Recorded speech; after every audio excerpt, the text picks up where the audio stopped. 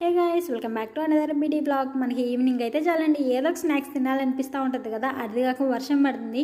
ఈ వర్షానికి వేడివేడిగా ఏదైనా తిందామని చెప్పేసి నేనైతే పకోడా ప్రిపేర్ చేసుకుంటున్నాను. పకోడా చాలా సింపుల్గా అయిపోతుంది కదా, సో అందుకని చెప్పేసి నేను పకోడా చేస్తున్నాను. నార్మల్గా ఎప్పుడైనా శనగపిండిలో ఉత్త ఆనియన్స్ వేసి అయితే చేస్తూ ఉండేదాన్ని, కానీ ఈసారి క్యాబేజీగా ఉండింది. అందుకని క్యాబేజీ కొంచెం ఆనియన్స్ కొంచెం అయితే వేసి చేశాను. ఇంకొంచెం క్రిస్పీనెస్ పెంచడం కోసం కొంచెం కార్న్ఫ్లోర్ అయితే మిక్స్ చేశారు. టేస్ట్ అయితే సూపర్ వచ్చిందండి.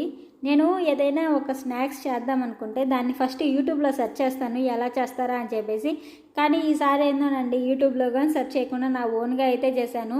కానీ దీంట్లో ఏదో మిస్ అయింది అనుకుంటా ఉన్నాను. లాస్ట్లో మా అమ్మోజీ చెప్పింది దాంట్లో కారము వాము అవైతే వేస్తారని చెప్పేసి. ఫైనల్ లాస్ట్లో చెప్పింది, లాస్ట్లో ఇంకేం చేయలేం కదా, అందుకని నేనైతే ఇలాగే ప్రిపేర్ చేసేసాను.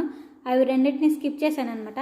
కానీ టేస్ట్ మాత్రం సూపర్ వచ్చిందండి. చాలా సింపుల్గా అయిపోయింది. నేనైతే ఎక్స్పెక్ట్ చేయలేదు ఇంత మంచి టేస్ట్ అయితే వచ్చిందని చెప్పేసి.